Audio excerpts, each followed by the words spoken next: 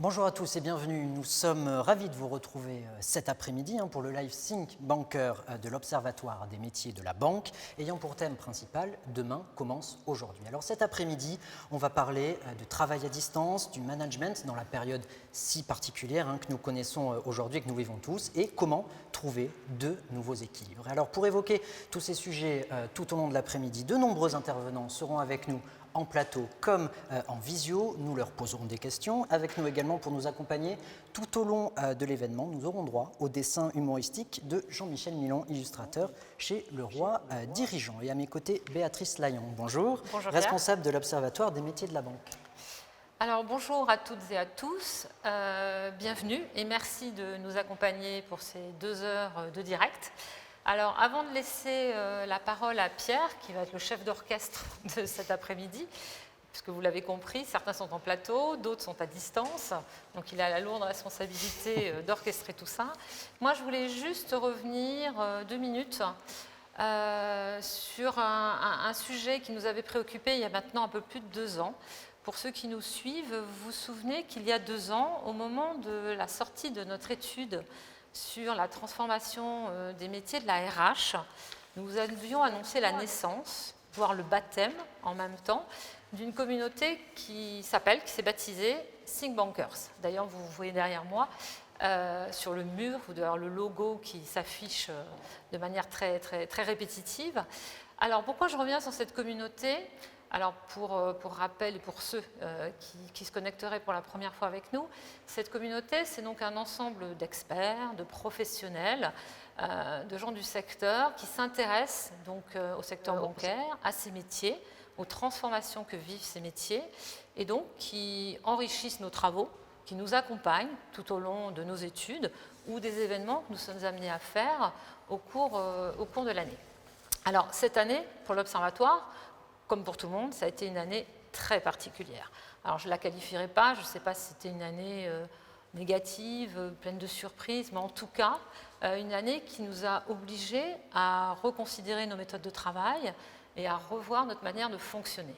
Quoi qu'il en soit, la communauté des Think Bankers, elle a répondu présent, bien qu'il n'y ait plus eu cette année de réunions physiques, bien qu'on ne se soit plus retrouvé dans une salle de réunion autour d'une thématique à échanger et à débattre. Mais quoi qu'il en soit, puisque je vais vous donner juste un exemple qui me vient à l'esprit et qui a un lien direct avec l'étude sur laquelle Isabelle Auroy reviendra tout à l'heure, qui était donc celle de la transformation du management.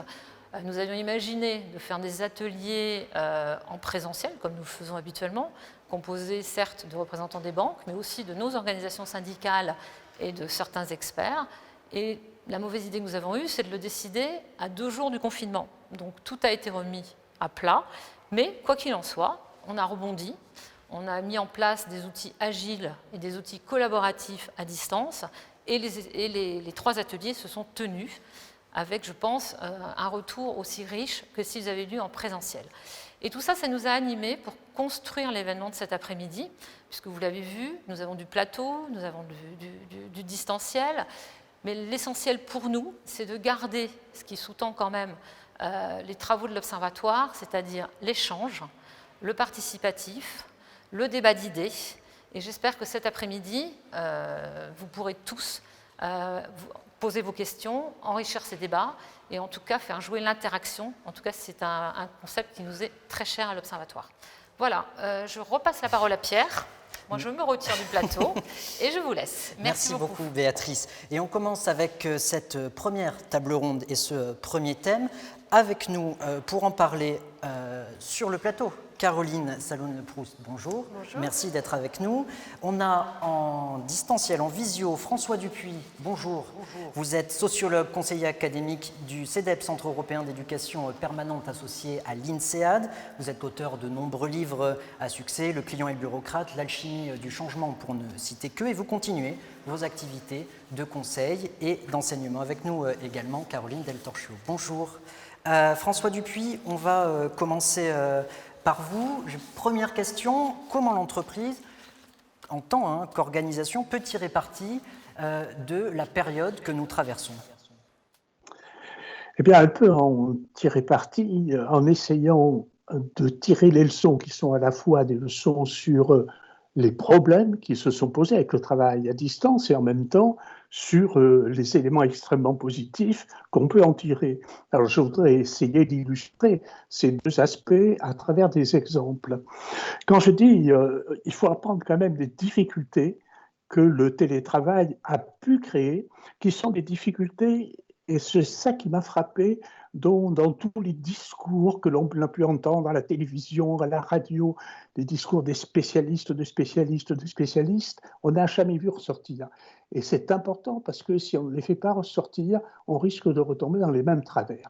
Alors, le premier exemple serait de vous dire que le télétravail a généré des phénomènes d'exclusion. Et lorsque quelque chose génère dans une organisation des phénomènes d'exclusion, il est important de les repérer et il est important de les gérer.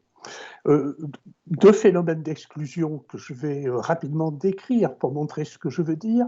Il y a un premier phénomène d'exclusion qui a été en particulier extrêmement fort dans la toute première phase, celle du premier confinement, qui a été une exclusion par la technologie.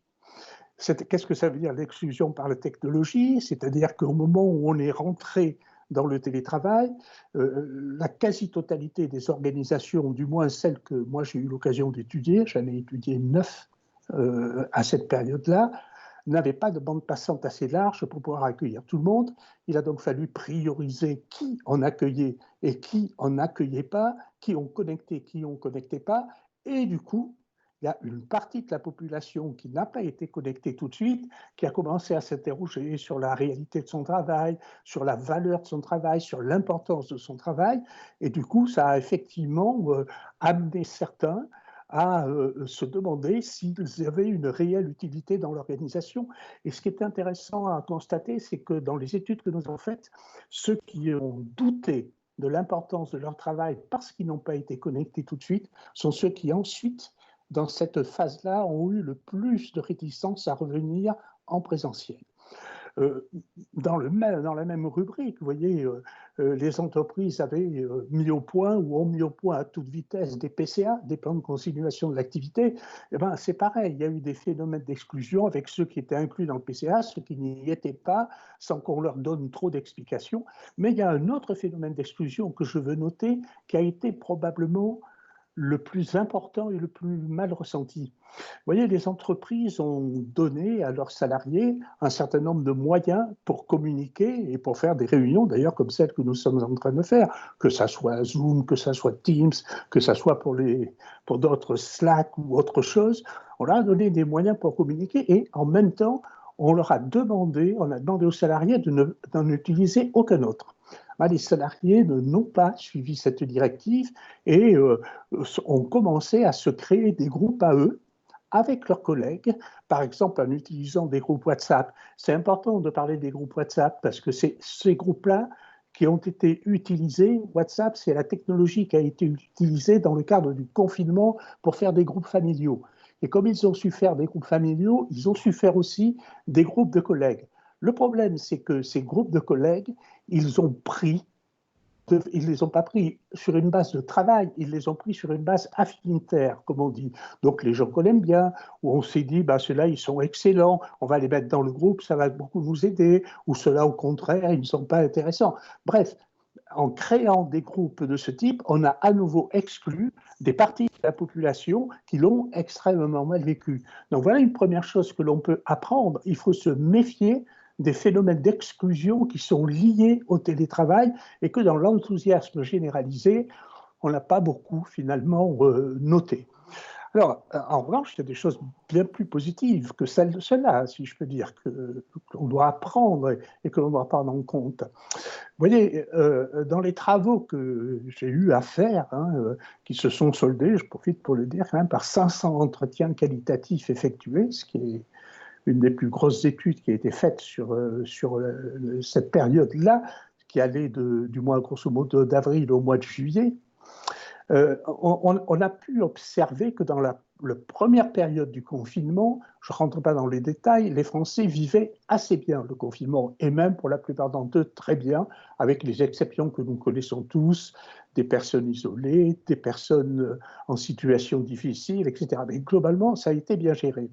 Et pourquoi ça a été bien vécu, le confinement? Parce que c'est finalement la logique du temps retrouvé qui l'a caractérisé. On a retrouvé du temps que l'on ne pensait plus jamais retrouver ou qu'on ne savait même pas que l'on pouvait avoir. Et donc, on s'est organisé, on a organisé sa vie familiale, sa vie professionnelle, etc. Eh bien, ça a donné, du point de vue du télétravail, l'autonomie retrouvée, le temps retrouvé, l'autonomie retrouvée. C'est-à-dire que les salariés ont retrouvé beaucoup d'autonomie dans la façon d'organiser leur travail, d'organiser leur journée de travail, et finalement, comme ils ont, pour la plupart, et en particulier les urbains et les suburbains, ils ont gagné beaucoup de temps de transport, eh bien, le temps qu'ils ont gagné, ils en ont restitué la moitié à l'entreprise, grosso modo, ils en ont gardé la moitié pour eux. Ce qui fait que la productivité, au début au moins du télétravail, a augmenté, mais en même temps, cette autonomie retrouvée par les agents est une autonomie sur laquelle il sera difficile de retourner. Et ça m'amène à dire une chose, vous voyez, le management par la confiance, qui est quelque chose d'un certain point de vue qui relève beaucoup du rêve dans les entreprises. Du moins, les entreprises ont beaucoup de difficultés à mettre en place du management par la confiance pour des raisons que j'ai eu l'occasion d'expliciter dans un livre, etc. Et bien, avec ce phénomène du télétravail qui a impliqué de l'autonomie pour les salariés et donc de la confiance de la part de ceux qui les dirigeaient, alors à ce moment-là, on va être dans l'obligation finalement d'être inventif et de réussir enfin à le mettre en place. L'autre point que je voudrais souligner, c'est la question qui a géré cette crise. Finalement, qui, concrètement, dans les entreprises, sur qui est retombée ou à qui est revenue la gestion concrète de la crise? Je dirais à deux acteurs principaux. Les dirigeants, d'une part, parce que ce sont les dirigeants qui ont eu à mettre en œuvre les directives gouvernementales, et d'autre part, parce que c'est les dirigeants qui se sont activés dans un moment difficile pour procurer à leurs salariés tous les EPI, les équipements de protection individuelle, les masques, les blouses, les gants, le gel hydroalcoolique, etc. Merci beaucoup François Dupuis pour cette première réponse extrêmement complète. On va, avant de revenir vers vous et de vous redonner la parole, faire réagir les personnes invitées autour de cette première table ronde. Donc Caroline Salon-Le-Proust, rebonjour, je vous présente un peu plus en détail. Vous avez travaillé pendant une quinzaine d'années pour la banque d'investissement BNP Paribas. C'est en 2016 que vous rejoignez l'équipe Digital Working de la DRH BNP Paribas pour accompagner les managers dans leur transformation et notamment leur transformation digitale, on va en parler. Et vous êtes actuellement en poste à l'IT du groupe où vous coordonnez les métiers IT des banques de détail. Et en visio, on a également Séverine Roussel. Bonjour Séverine Roussel, vous êtes manager project au sein de la direction des ressources humaines de la Caisse régionale d'Ille-et-Vilaine depuis maintenant 3 ans. Et vous avez également occupé des fonctions de chef de projet en organisation, responsable formation et responsable marketing dans le milieu bancaire. Bonjour à vous. Caroline, peut-être une première réaction à ce qu'a dit François Dupuis à l'instant, on l'a entendu, sur cette nouvelle organisation, sur faire confiance, sur le ressenti également du salarié dans l'entreprise dans cette nouvelle ère que nous connaissons. Oui, alors il y a plein de choses qui ont été dites. Tout à fait. On peut les reprendre une par une. Moi, je voudrais revenir plutôt ce qui a changé au moment où ce confinement est arrivé et qui est en fait tout le processus de la transformation.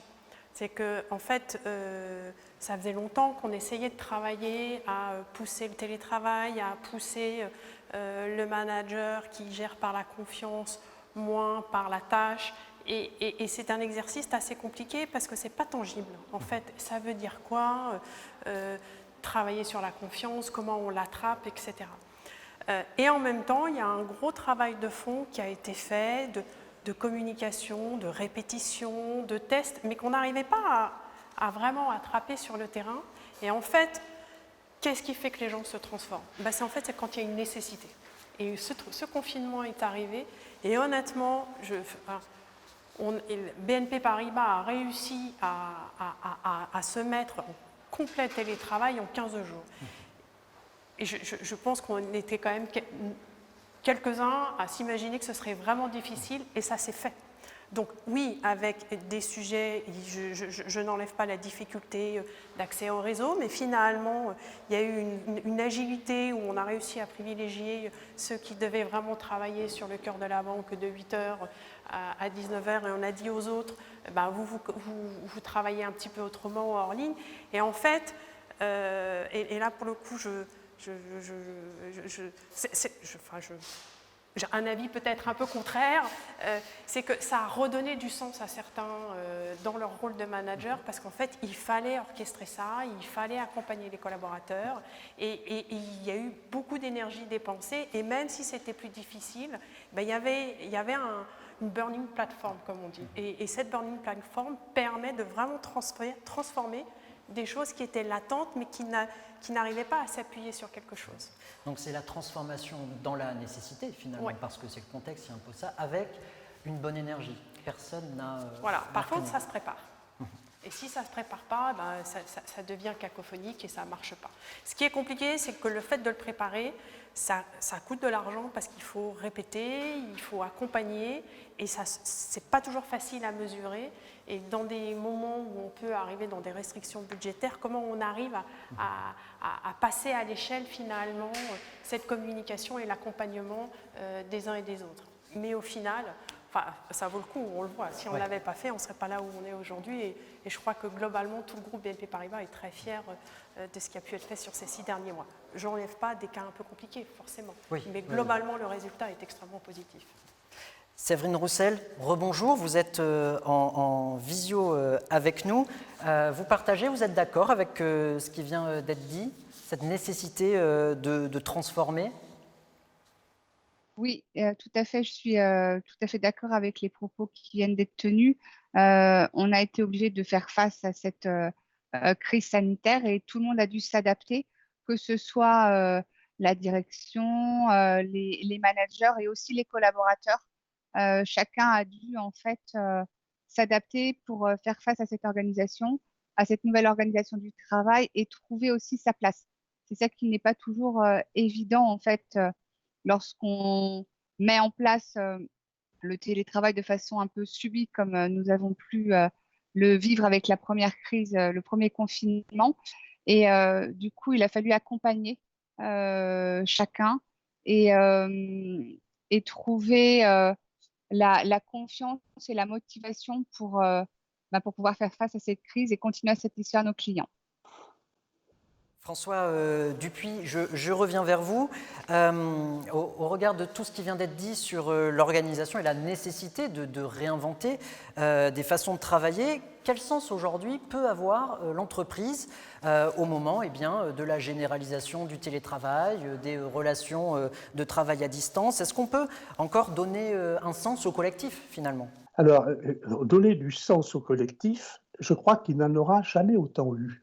Et je vais vous dire pourquoi. Vous voyez, lorsque le télétravail a commencé, quelques entreprises se sont précipitées en disant « Ah, ben, il faut tout faire en télétravail, d'un coup d'un seul, etc. » Vous voyez à qui je fais allusion. D'un certain point de vue, les salariés ont été beaucoup plus raisonnables. Et même si les salariés apprécient le télétravail, même si aucune entreprise n'échappera à une renégociation ou une négociation sur le télétravail, les salariés ont toujours distingué la nécessité de se retrouver et la nécessité que le collectif existe et ne soit pas émietté à travers chacun chez soi pour faire son travail. Et du coup, on voit bien aujourd'hui, d'une part, que finalement, dans le collectif, les gens disent ben, on va 2 jours ou 3 jours de télétravail, 2 jours, 3 jours de travail en présentiel, c'est la situation idéale. Et on voit même, quand on observe de près par les études que l'on a pu faire, que les encadrants ont appris à distinguer ce qu'ils pouvaient attendre d'une réunion en télétravail ou d'une réunion en présentiel. On voit que dans les réunions en télétravail, ils traitent de sujets à régler immédiatement, des difficultés les uns et des autres qu'ils peuvent avoir. Dans les réunions en présentiel, ils traitent de choses qui sont des choses peut-être un petit peu plus stratégiques, si je peux m'exprimer ainsi. Et donc, le collectif a pris pour les salariés, ils en ont pris conscience, une importance absolument considérable. Simplement, je reviens et je termine sur un petit point. Il faut se méfier de très près à ce que les collectifs affinitaires ne se substituent pas aux collectifs de travail. Voilà. Caroline, merci. François Dupuis, Caroline Salomé-Proust, vous êtes d'accord avec ce qui vient d'être dit, notamment sur le rôle de l'entreprise, le sens de l'entreprise, du collectif? Il est primordial. En fait, on passe d'un extrême à un autre et la vie de demain est une balance entre les deux. On verra comment on retombe. Maintenant, c'est sûr que c'est clé. Le manager reste clé là-dedans et c'est lui qui va animer. C'est lui qui doit faire attention à ce qu'il n'y ait pas d'exclusion, comme on dit. Et je comprends qu'on peut vite dériver quelqu'un qui est seul chez lui, qui ne se sent pas forcément bien et pas forcément légitime, va être de plus en plus loin, va donner de moins en moins de signes de vie, de moins en moins d'envie de travailler, et il est primordial que le manager aille le chercher, et le rôle du manager en fait n'a jamais été aussi important qu'aujourd'hui, et c'est pour ça que je pense qu'il y a des rôles et des gens qui se sont révélés en disant mais il faut qu'on fasse quelque chose et on ne peut pas laisser les gens sur le carreau. Et donc cette crise finalement est un révélateur du rôle du manager. Complètement. Il a un rôle central dans le fait de s'assurer que tout le monde va bien, que tout le monde fait bien son travail, et on rentre complètement dans la relation de confiance. Je ne te vois pas, mais je sais que tu travailles et je te donne des choses à faire, et on échange sur les difficultés que tu peux avoir et comment on avance. Et en fait, cette crise est vraiment la mise en situation de tout ce qu'on a essayé d'expliquer par des mots et qui n'étaient pas tangibles, qu'on n'arrivait pas à attraper, et qui là deviennent complètement évidentes parce qu'il n'y a pas le choix. Et donc je reviens sur le manager qui est dans son bureau et qui ne faisait jamais de réunion. Là, il est bien obligé d'aller chercher ses collaborateurs, travailler avec eux et les amener à faire ce qu'ils ont à faire.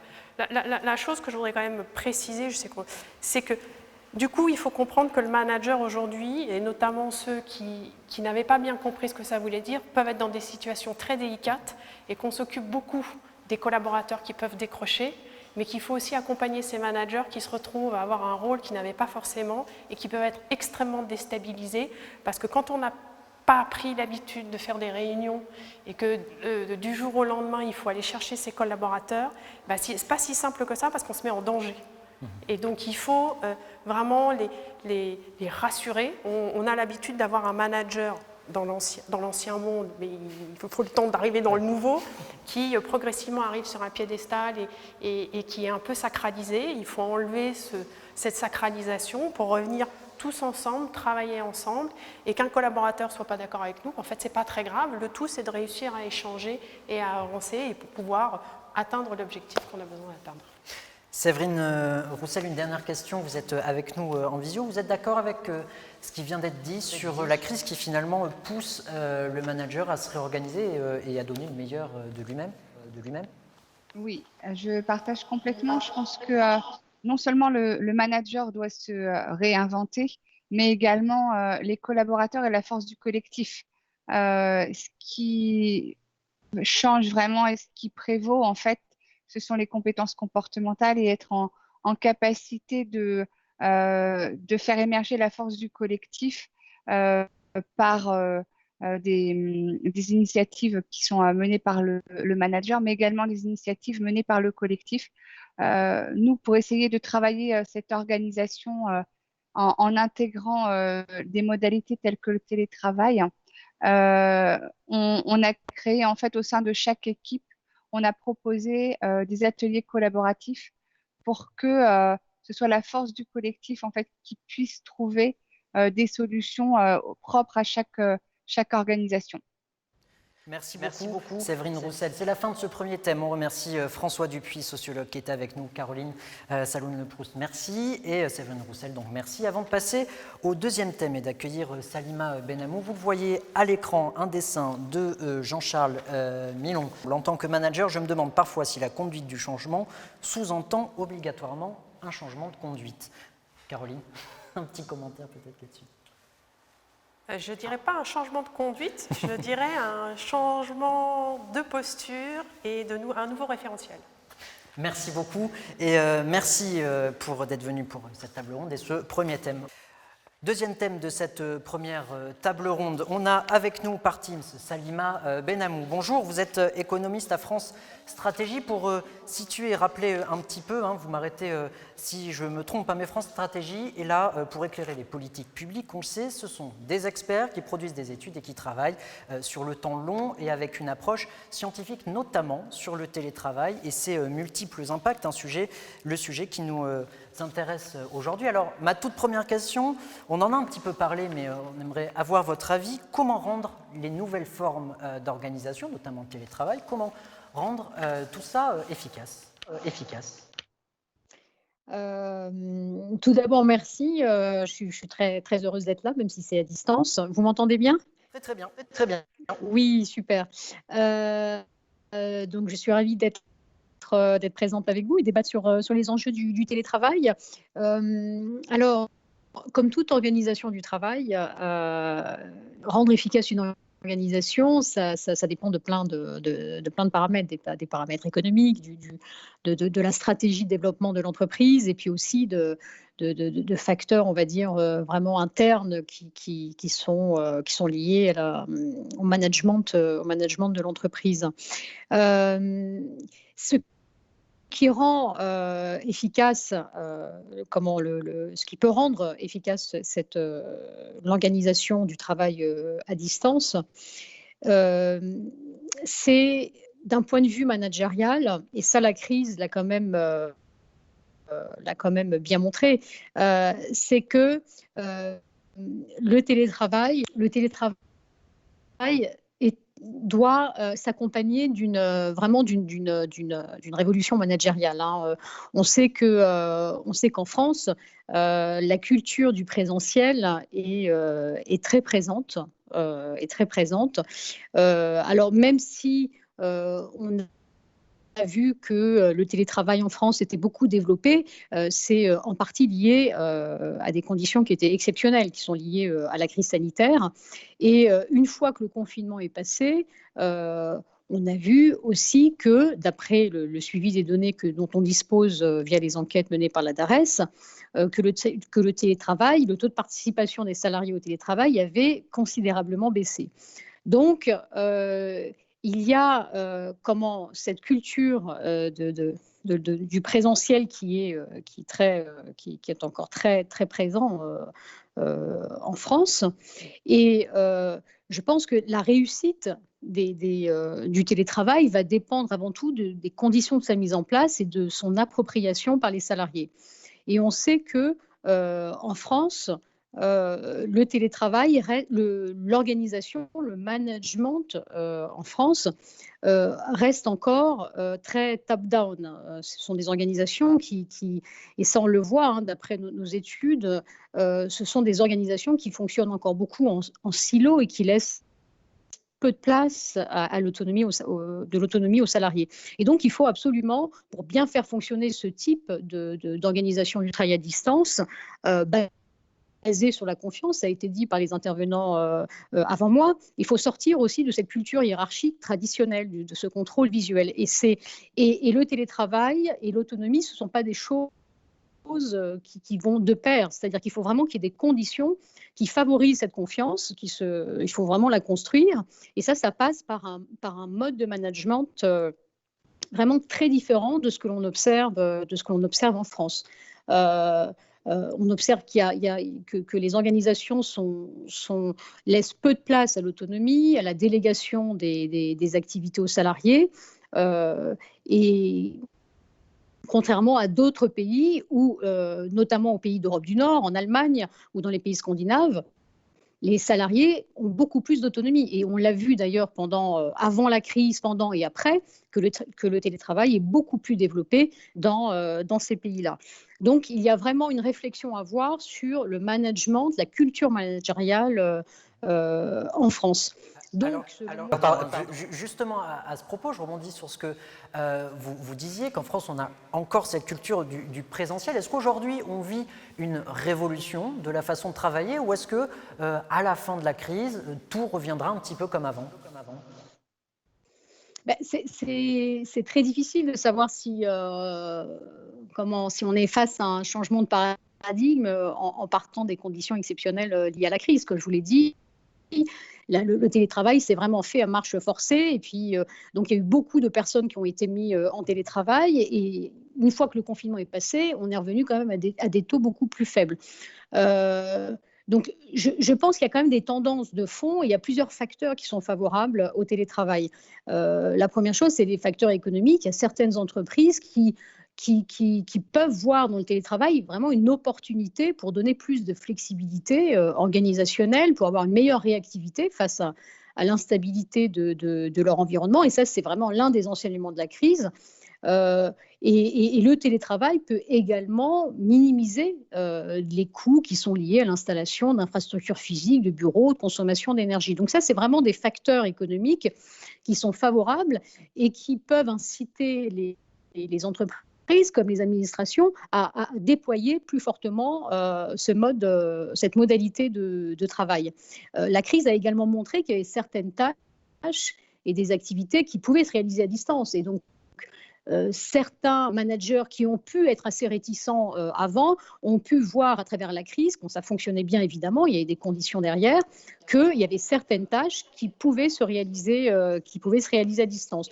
Donc ça, je pense que certains facteurs économiques peuvent inciter des entreprises à déployer plus fortement le télétravail. Il y a d'autres facteurs aussi qui sont des facteurs plutôt sociétaux, environnementaux, qui sont favorables au développement du télétravail. Je pense qu'il y a, par exemple, les aspirations des Français, et ça beaucoup d'études le montrent, sont de plus en plus marquées par des préoccupations environnementales, sociales. Il y a une vraie envie de réorganiser sa vie en dehors du travail, surtout dans les grandes villes, en raison de rythmes de vie un peu trop stressants. Il y a des considérations liées à la pollution, le coût de l'immobilier. Il y a cette envie aussi d'une plus grande conciliation vie privée, vie professionnelle, une plus grande aussi autonomie dans le travail. Et donc ça, ce sont des facteurs sociétaux, environnementaux qui sont favorables. Mais il y a quand même, je dirais, des conditions qui sont indispensables pour que le télétravail soit une organisation efficace et qui fasse converger les intérêts communs à la fois des salariés, leurs attentes, mais également les entreprises en termes de développement économique. Donc, ce que je disais, c'est qu'il y a cette culture managériale qu'il faut vraiment revoir, parce que vraiment la France est très emblématique en Europe en matière de culture présentielle, et ça c'est lié à son histoire, la question du statut aussi dans les entreprises. Et je pense qu'il faut aussi prendre en compte le rapport au travail des Français, avec tout ce que cela recouvre en matière de relations de travail. Et ça, M. Dupuis l'a mentionné lors de la première session, c'est qu'il y a aussi la relation au travail, le sentiment d'appartenance à un collectif de travail, le sens que l'on donne au travail. Ça, ce sont des dimensions importantes que les managers doivent prendre en compte pour tirer aussi profit de cette nouvelle modalité de travail. Il y a également, et ça il ne faut pas l'oublier, le télétravail, ça s'inscrit dans un contexte professionnel qui est soumis à des obligations réglementaires, et donc il doit être organisé, il doit être bien encadré, et donc il doit s'adresser à des salariés informés et surtout bien formés, dont le poste se prête bien à cette modalité de travail. Donc il faut bien les accompagner pour que les salariés comme les managers puissent s'approprier cette pratique. Et je trouve que la crise sanitaire a montré aussi qu'il y avait certains salariés qui ont vécu positivement le télétravail parce qu'ils l'avaient aussi peut-être pratiqué auparavant, donc ils étaient déjà habitués, mais il y a aussi d'autres personnes qui l'ont très mal vécu pour plusieurs raisons, un manque de préparation, d'accompagnement, des situations aussi assez exceptionnel, le fait de travailler avec ses proches autour de soi, un sentiment d'isolement ou d'équipement qui n'était pas adapté. Et donc, tout ce sont des modalités qui sont indispensables pour que cette modalité soit efficace.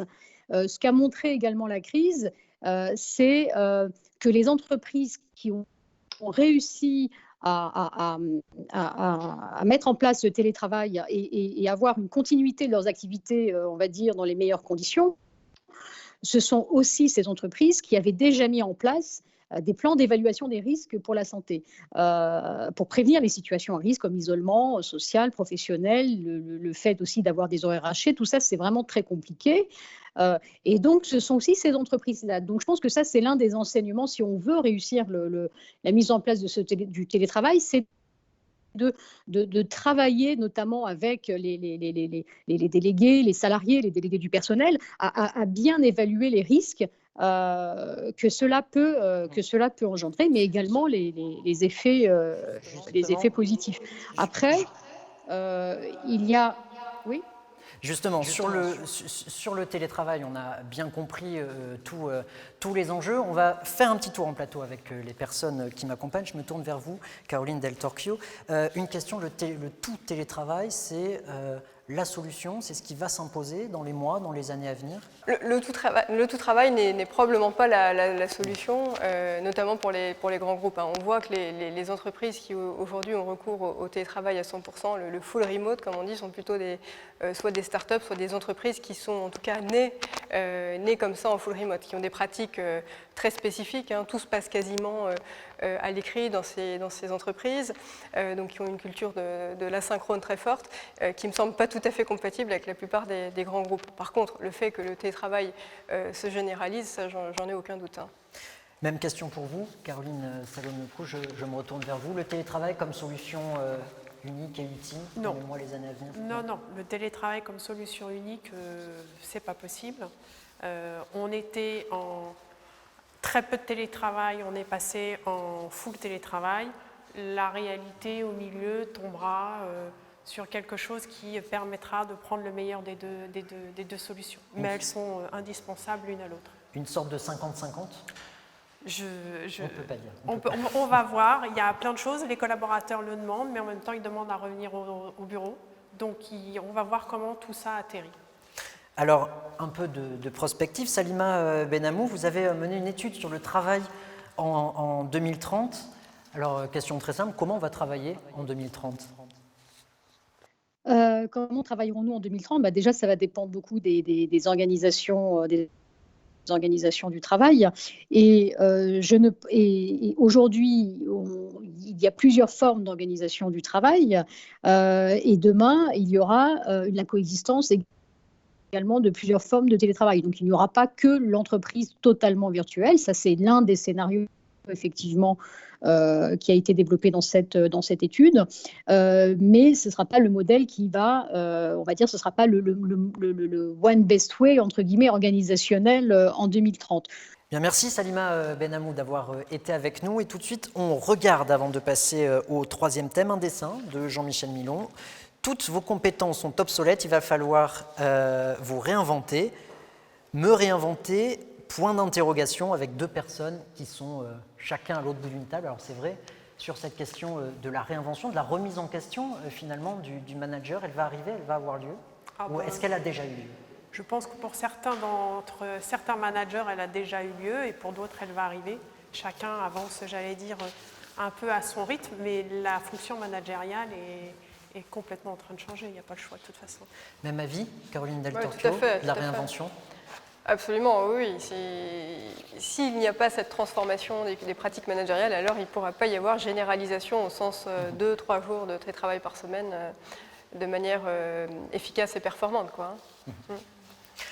Ben merci, on va passer au troisième thème de cette première table ronde. Alors, nos deux intervenants sont à distance. On va accueillir Frédéric Guyonnet et Édouard Robin. Bonjour messieurs.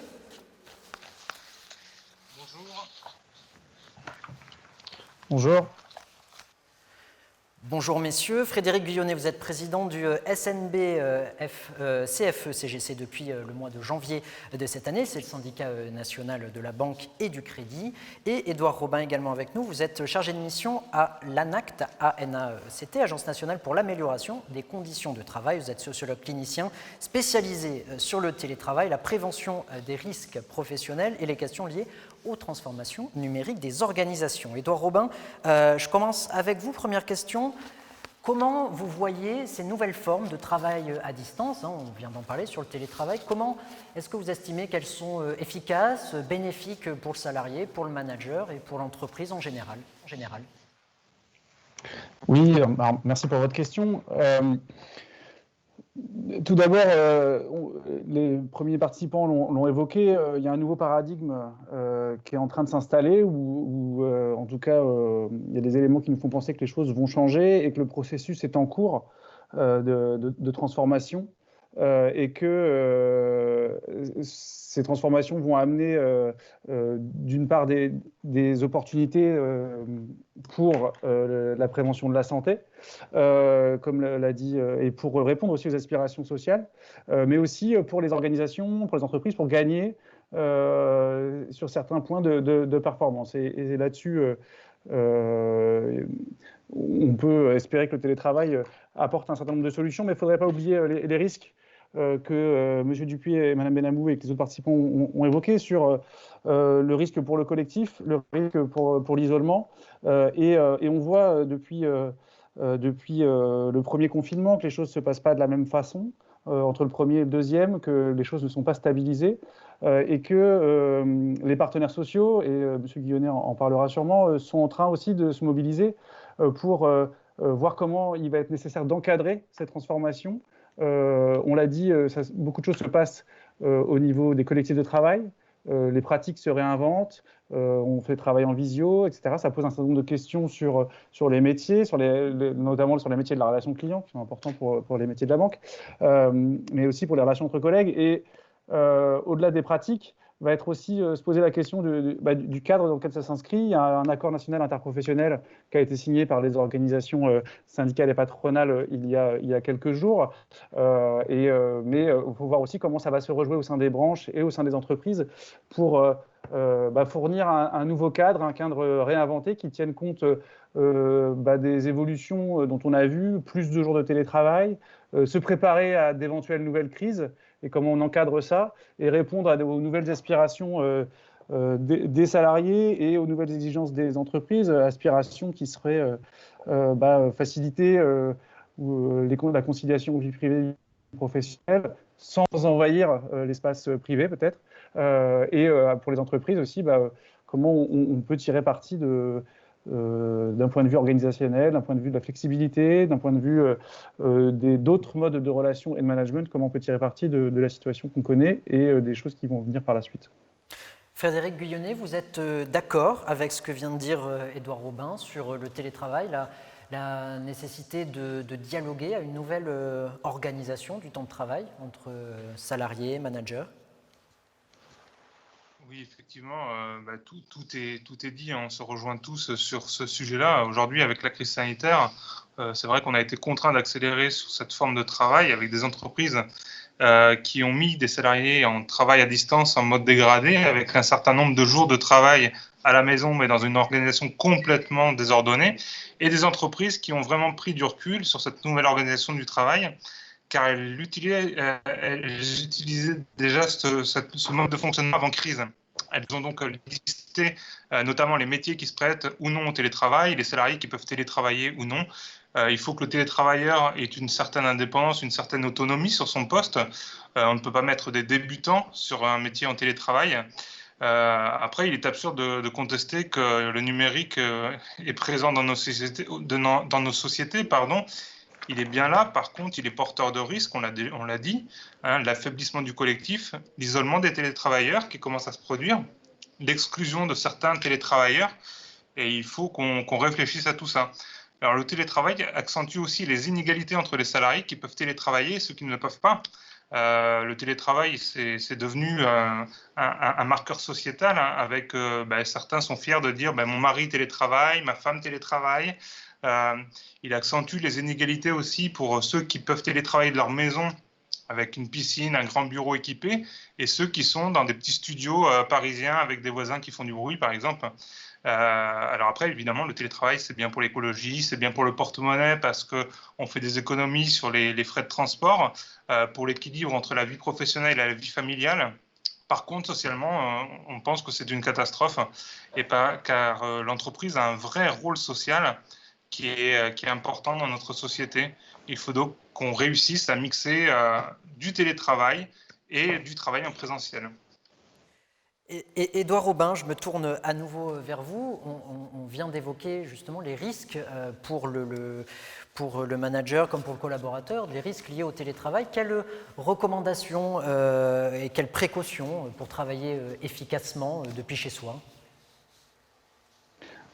Alors, c'est important d'avoir en tête que ces pratiques de télétravail, elles reposent déjà essentiellement sur la base du volontariat, et ça interroge au niveau du télétravail contraint qu'on est en train de subir depuis plusieurs semaines, plusieurs mois même. Mais au-delà de la dimension volontariat qui participe aussi à l'acceptation de ce télétravail-là, c'est comment collectivement on va construire des modes de travail et comment on va du coup donner un cadre à ces pratiques, un cadre qui soit par exemple lié aux pratiques du métier dans les équipes de travail, et comment donc le rôle du manager, important, on l'a dit, d'animateur ou d'accompagnateur pour discuter des modes de travail. Alors, ça va être notamment identifier les activités qu'on peut télétravailler et celles qui le sont moins, ou à quelles conditions elles sont télétravaillables. Une fois qu'on a identifié ces activités, c'est aussi c'est important d'avoir une réflexion, une réflexivité même sur ces activités, en essayant de voir qu'est-ce qui fonctionne pour moi et quel effet ça fait de le faire à distance, et quel effet ça fait quand je le faisais sur site ou quand j'ai l'occasion de le faire sur site. Quelles contraintes j'ai à télétravailler et quelles ressources j'ai à réaliser cette activité en télétravail. Nous, au sein du réseau Anactaract, on a proposé un outil assez simple, un carnet de bord un peu qui permet aux salariés de faire un peu un bilan au jour le jour de ce qui marche et de ce qui ne marche pas, et de se rendre compte de ces pratiques, pour pouvoir aussi les discuter avec ses collègues, avec son manager, pour pouvoir ainsi identifier des points d'ajustement. Et c'est important sur ce télétravail-là et sur toute transformation du travail d'avoir en tête que d'une part on a le droit à l'erreur, et d'autre part que on va expérimenter au fil de l'eau des nouvelles formes, et que c'est important de pouvoir en évaluer les effets et ajuster au quotidien les pratiques. Un exemple tout bête, je prends l'autre cas pour nous à l'ANACT. On s'est rendu compte entre le premier et le deuxième confinement que la durée des visios était beaucoup trop longue et que c'était épuisant d'être en visio toute la journée. Donc on s'impose et on essaye de le tenir, de faire des visios d'1h30 maximum, par exemple, avec une pause entre chaque visio. Et c'est accepté. C'est accepté notamment parce que quand le manager va jouer le jeu d'exemplarité en disant je ne programme pas des réunions de 3 heures d'un coup. Voilà, donc et ça, c'est sorti un peu des discussions qu'on a vues. Donc c'est aussi dans les entreprises et les administrations qu'on accompagne, c'est voir comment finalement des pratiques au niveau des équipes, au niveau des départements ou des collectifs de travail font ressources. Pour qui elles sont ressources, en essayant d'inclure tout le monde, d'inclure ceux qui télétravaillent et les non-télétravailleurs, parce qu'évidemment, ça crée des inégalités, et puis d'ajuster au fil de l'eau. Et pour faire le lien avec ce qu'on disait tout à l'heure sur le cadre à reconstruire, c'est aussi pouvoir, à partir de ces ajustements-là, proposer des améliorations qui seront renégociées dans le cadre d'un accord ou dans le cadre d'une charte unilatérale, pour pouvoir un peu repartir du travail réel pour reconstruire un cadre de télétravail qui convienne à tout le monde en termes d'efficacité et de santé. Et je me tourne vers vous, mesdames en plateau. Caroline Salomé-Leprousse peut-être d'abord. On l'a vu, l'essentiel, c'est d'abord et avant tout, pour s'adapter, c'est le dialogue. Oui, c'est clé, et c'est pour ça qu'on ne peut pas avoir de réponse aujourd'hui surtout, puisqu'en fait, il faut que tout le monde puisse partager cette expérience, ce qu'il a vécu, ce qui était bien, ce qui était moins bien. Et je rebondis sur ce qu'il était dit tout à l'heure. Alors c'est une conviction personnelle assez forte, mais Je trouve que l'entreprise a une responsabilité sociale. Ça ne va pas être facile pour tout le monde, ce n'est pas facile pour tout le monde, salariés, managers, collaborateurs, qu'il faut essayer de les accompagner au maximum. Après, bienveillance n'enlève pas exigence et qu'on doit pouvoir concilier les deux, performance, bienveillance, exigence, rassurer. Voilà. Maintenant, on vit quelque chose d'exceptionnel. Je pense que c'est une chance pour nous. Saisissons-la pour inventer ensemble le monde de demain. Et je crois qu'on a rarement eu des occasions comme ça, donc je trouve ça chouette. Caroline Del Torchio, vous êtes d'accord? Il faut vivre ça comme une opportunité de réinventer les façons de travailler. Oui, tout à fait. On parlait de discussion. Moi, je pense que la discussion, au-delà de ce qui est évoqué par Caroline, elle doit permettre aussi à chaque équipe d'ajuster et de s'ajuster quelque part à cette nouvelle configuration. Je crois qu'évidemment, les directions des ressources humaines vont faire en sorte de fixer ce nouveau cadre, réinventer ce nouveau cadre, mais tout devra être discuté au niveau de chaque équipe, de telle sorte à ce que les dispositifs soient vraiment adaptés à la nature des métiers, au cas par cas, exactement. Frédéric Guyonnet, je me retourne à nouveau vers vous pour une question. D'abord, quelles opportunités et puis aussi, on l'a un peu vu, quels inconvénients vous voyez pour les entreprises, mais aussi pour le salarié qui est forcé et contraint d'être aujourd'hui en télétravail? Oui, donc en fait, il ne faut pas qu'on projette les dysfonctionnements qu'on connaît dans les entreprises traditionnelles dans cette évolution du travail.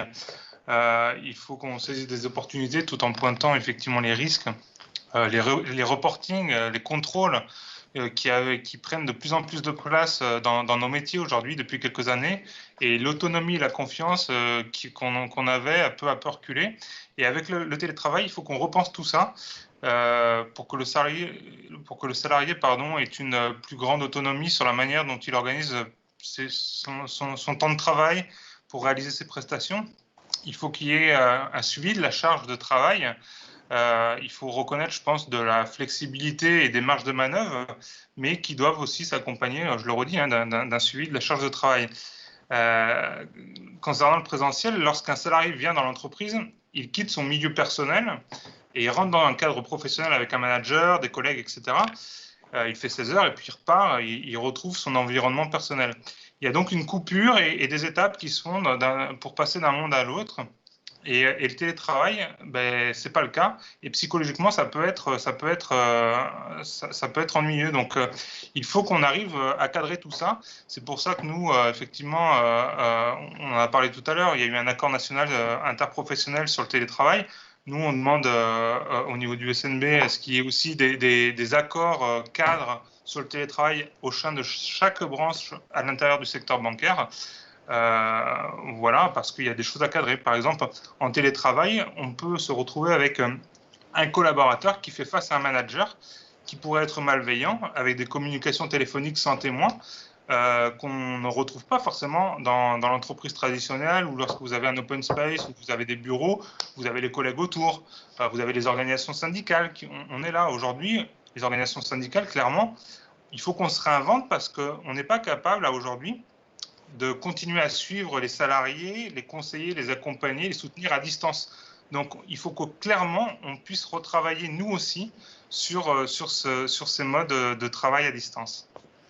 Édouard Robin, vous êtes d'accord avec ce qui vient d'être dit ou rassurez-nous, il y a quand même quelques avantages au télétravail? Oui, évidemment, il y a un certain nombre d'avantages, mais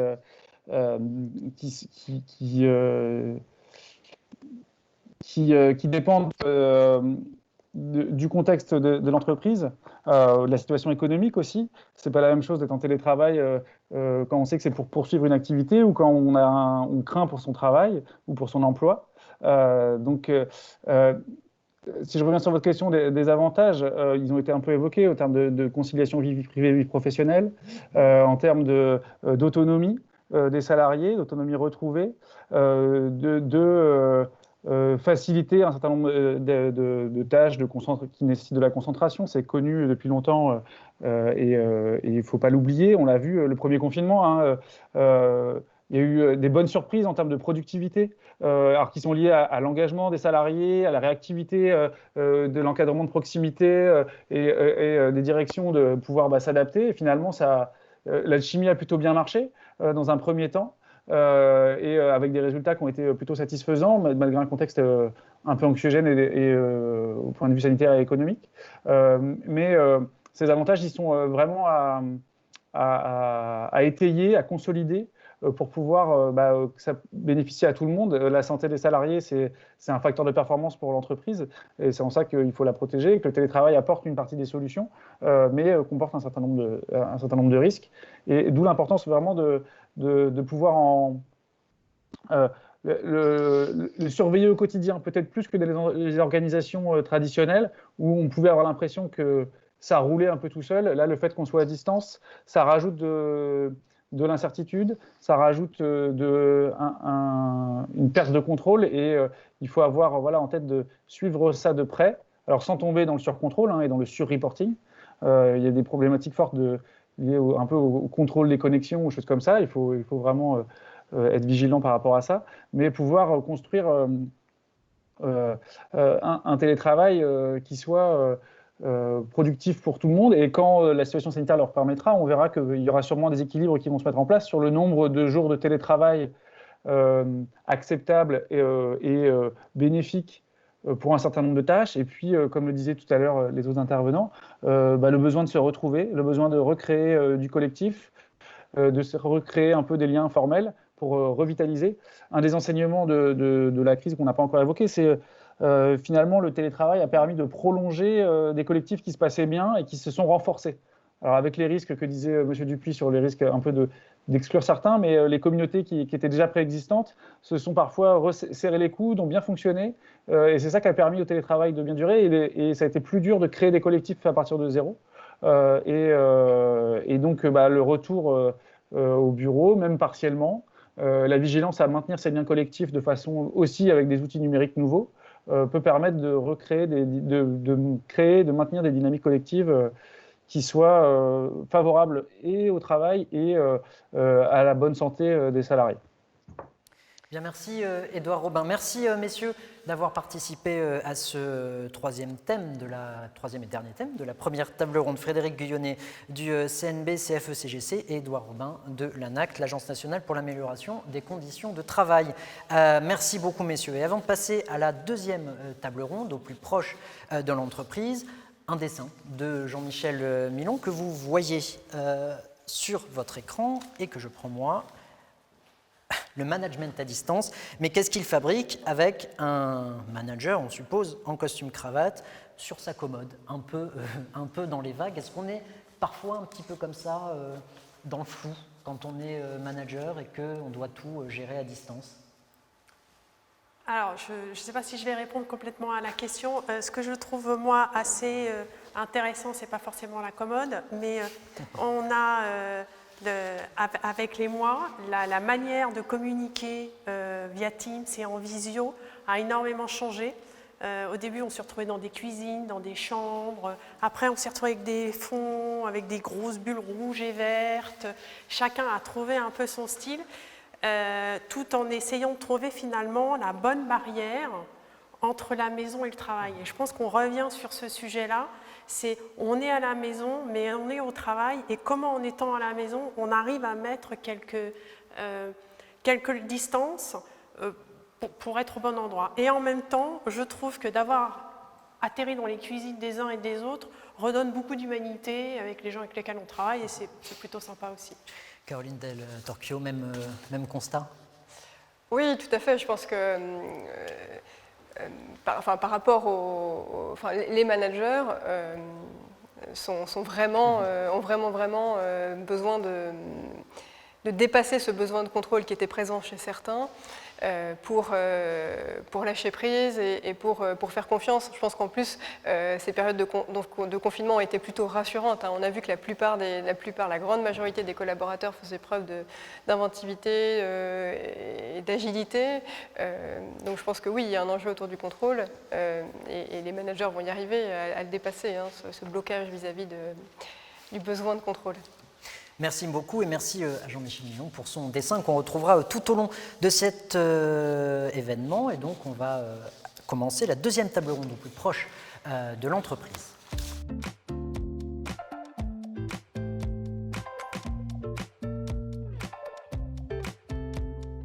Deuxième table ronde au plus proche de l'entreprise. Autour de moi, Caroline Del Torchio. Rebonjour, je vais vous présenter cette fois-ci un peu plus en détail. Consultante en management, directrice chez Identité RH, spécialiste du travail à distance, et vous réfléchissez aux problématiques liées à la mise en place de modèles responsabilisants, de la transformation des pratiques de management vers plus d'autonomie, on en a parlé, et le développement du travail en réseau et du management à distance. On va là encore en parler. Vous avez publié par le passé plusieurs ouvrages et vous en co-publiez, vous serez co-auteur d'un livre qui sort en janvier prochain, 10 clés pour préparer mon entreprise au travail à distance. On va en parler. Je me tourne vers Tiffaine Vermenet. Bonjour, de la Confédération nationale du crédit mutuel. Vous êtes DRH dans le milieu du conseil de la banque, des milieux dont on dit que le mouvement est l'ADN fondateur. Vous devez sans cesse accompagner les changements auprès des équipes dirigeantes, des managers et des collaborateurs. Là encore, ça va donner lieu à beaucoup de questions. Je me tourne vers la troisième invitée en plateau, Isabelle Roy. Bonjour, directrice de projet au sein du cabinet BPI Group, cabinet de conseil RH et management. Plus de 20 ans d'expérience dans l'accompagnement des personnes et des organisations, dans des projets de transformation, notamment dans le secteur bancaire, spécialiste des problématiques organisationnelles managériales. Et en 2020, pour l'Observatoire des métiers de la banque, vous avez piloté l'étude sur l'évolution du management de la banque qui paraît aujourd'hui. Et on va évidemment en parler. Et on a avec nous, qui n'est pas en plateau via Teams, Olga Karpushina. Bonjour, vous avez, pour vous présenter brièvement, vous débutez votre carrière en 2003 à Société Générale comme responsable de projet de formation. Vous rejoignez en 2007 en tant que HR Business Partner, la ligne métier Société Générale Consumer Finance, où vous participez au développement de la fonction RH d'un vaste réseau de filiales à l'étranger. En 2011, vous intégrez l'équipe RH avant de devenir en 2018 DRH des infrastructures informatiques du groupe Société Générale. Bonjour à toutes, plateau entièrement féminin. Comme intervenante, c'est assez rare pour être souligné. On va commencer, je me tourne vers vous, Caroline Del Torchio, à nouveau. Ma première question, on a beaucoup parlé lors de la première table ronde des inconvénients, des avantages du télétravail. Vous dites cependant qu'il faut prendre un peu de recul par rapport à ce qu'on a dit, à tout ce qu'on peut lire sur le télétravail. Pourquoi il faut prendre un petit peu de recul ? Oui, il faut prendre un peu de recul parce qu'il y a beaucoup d'affirmations dans tous les articles que l'on peut lire et il y en a beaucoup. Donc il y a trois constats qui reviennent assez souvent. C'est de dire bon, il y a des tâches qui sont télérobustes, d'autres qui sont téléfragiles. Le deuxième point qui revient très souvent, c'est le fait que le télétravail condamne le collectif. Ça a déjà été évoqué. Et puis le troisième point sur la créativité, comme si l'innovation, la créativité était à nouveau condamnée par le télétravail. Donc je pense qu'il est vraiment tout à fait nécessaire de dépasser ces constats, ces affirmations et de les nuancer. Pour le premier point, les tâches télérobustes, les tâches téléfragiles. Alors on dit que les tâches qui sont télérobustes sont les tâches qui sont formelles, qui sont connues, versus les tâches téléfragiles sont celles qui seraient informelles ou inconnues. Je pense que c'est pas tout à fait, ce découpage est beaucoup trop rigide, mais c'est plutôt le fait que l'équipe maîtrise en présentiel un certain nombre de choses qui font que l'activité devient télétravaillable ou pas. Typiquement, une équipe qui serait très à l'aise en présentiel avec les processus créatifs de brainstorming, etc., elle a beaucoup plus de chances d'y parvenir en distanciel et l'inverse est vrai. Le critère, c'est aussi la connaissance, la maturité du collectif. Une équipe qui ne se connaît pas bien aura beaucoup plus de difficultés à travailler en distanciel qu'en présentiel. Voilà. Je me tourne vers vous, Tiffaine Vermenet. Vous êtes d'accord avec ce qui vient d'être dit ? Télétravail, oui mais, ou télétravail, solution ultime à tous les problèmes de management ? Non, ce n'est pas une solution ultime, c'est un moyen, c'est un outil qui permet aussi aux collaborateurs de retrouver un équilibre dans leur vie privée, pour développer la qualité de vie au travail. Et puis, je pense qu'on peut arriver à trouver des activités qui peuvent se faire en télétravail et qui sont facilement déployables en télétravail, et d'autres où on a plus besoin de collectif, d'être en équipe, collaboratif, d'être ensemble aussi. Je pense que c'est très important, et on le voit aujourd'hui avec le deuxième confinement où les équipes ont vraiment envie de se réunir. Voilà.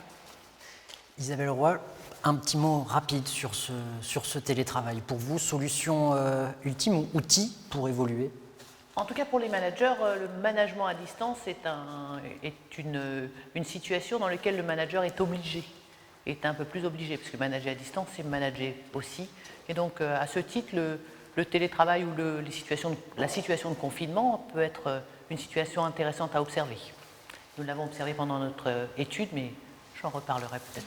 Justement, j'allais vous poser la question sur l'étude que vous avez menée pour l'Observatoire des métiers de la banque, étude sur l'évolution du management de la banque. Alors, dites-nous, parlez-nous-en un petit peu, quelles conclusions on tire, quels changements?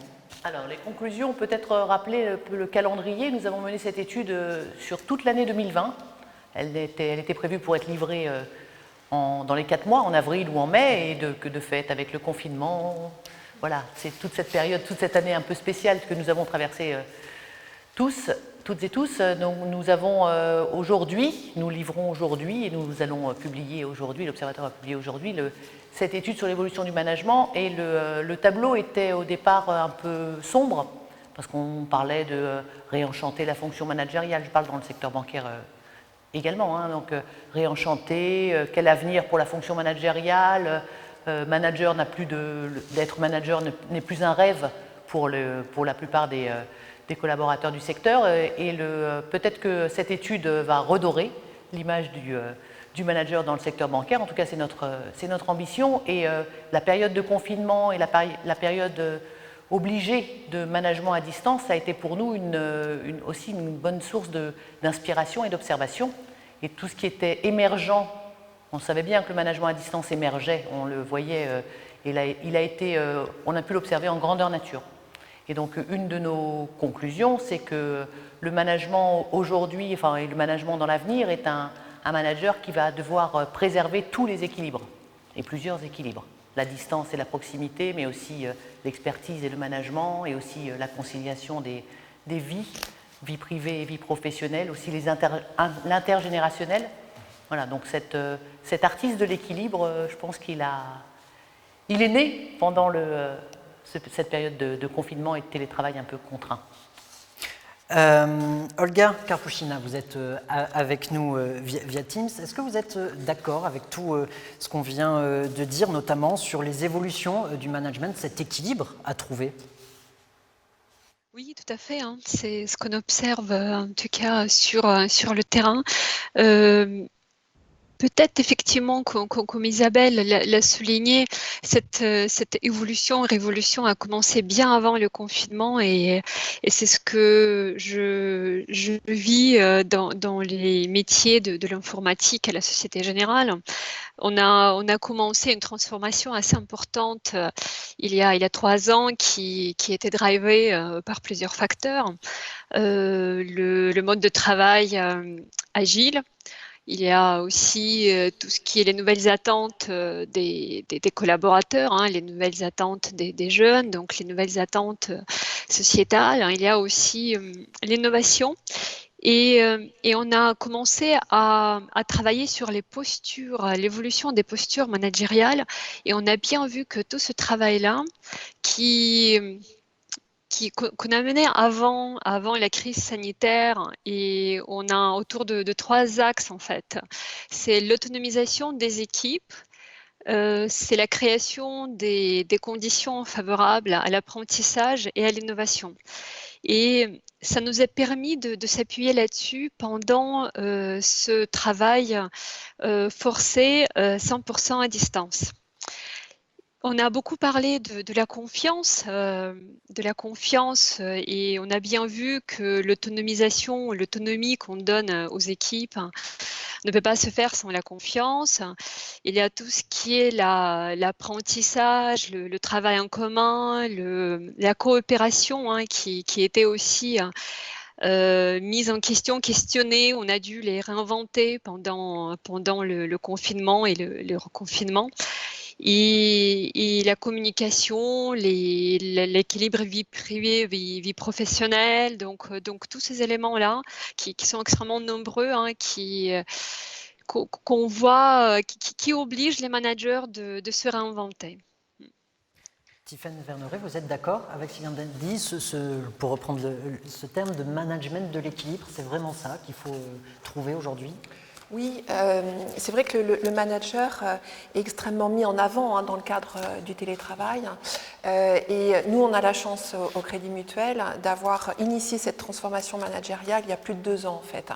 Donc du coup, on a pu accompagner les managers dans le développement de leur culture managériale vers beaucoup plus de responsabilisation et de confiance. C'est vraiment un changement important parce qu'on avait un mode de management un petit peu plus traditionnel. Et donc du coup, le fait de travailler sur cette responsabilisation des collaborateurs et la mise en place du télétravail il y a 2 ans en fait a vraiment permis aux collaborateurs et aux managers de trouver un mode de fonctionnement très gagnant-gagnant en fait, et avec un bon équilibre. Mais ça se travaille, c'est long. C'est vrai qu'on a la chance de l'avoir anticipé. Pour les entreprises qui n'avaient pas anticipé avec le confinement, peut-être que ça a été un petit peu plus compliqué. Oui, c'est ça Isabelle Leroy. Comment on fait quand on est une entreprise qu'on n'a pas du tout anticipé ce problème-là et qu'on se retrouve confronté eh bien, à du télétravail forcé à cause de ces conditions? Comment on fait? Alors là, si on parle du secteur bancaire, le secteur bancaire a eu effectivement la chance d'avoir déjà engagé une révolution de son management.